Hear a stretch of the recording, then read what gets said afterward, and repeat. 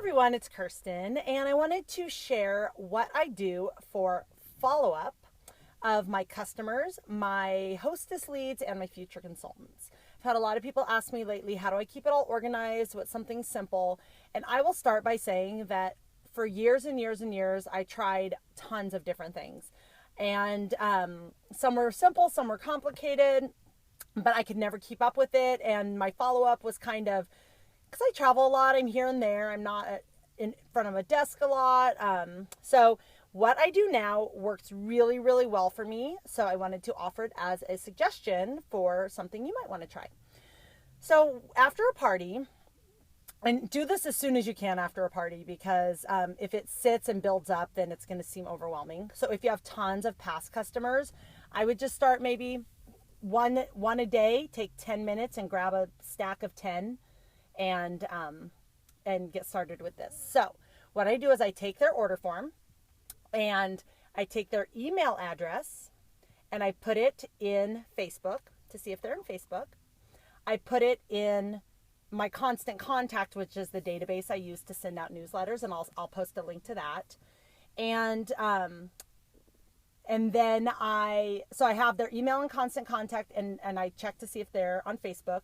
And then if you want to, or if you don't have constant contact, you could just put it in a spreadsheet so that you have it accessible if you're going to send out a newsletter or send something to your database. So I put their email both in Facebook to connect with them on Facebook and in my constant contact, which is a database. Or if you don't have constant contact, or in addition to constant contact, it takes an extra second to put it in a spreadsheet because you just copy and paste it everywhere.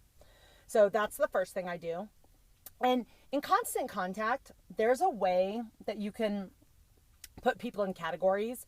So while I'm putting them in constant contact, I'll put them in the categories that I want them in. So if they do want to book a party for the future, or they do want to become a consultant in the future, I put them in under those categories.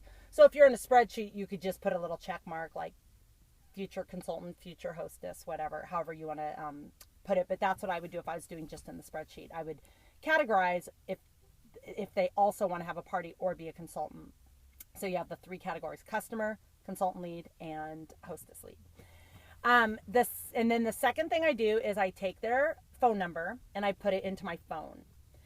And I put their name, and then I'll either put PP customer for Passion Parties customer, or FH for future hostess, so that's somebody who wants to book a party, or FC, which is future consultant, so somebody who is interested in the business, or 2 or 3 of those, depending on, they might want all 3. They might be a customer, a future hostess, and a future consultant. So I put that all in my phone with their phone number. And then I also put this, I travel a lot, so I put their state too.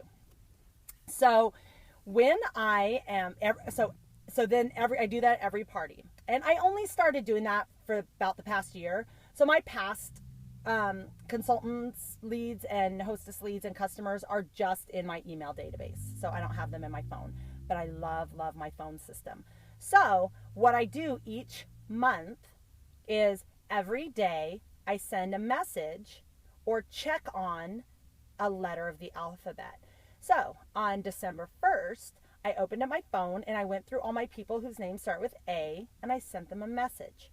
So if they're just a Passion Parties customer, I say, hey, Amy, it's Kirsten from Passion Parties. Did you need anything this month? Or, hey, Amy, it's Kirsten. Did you need anything from Passion Parties this month?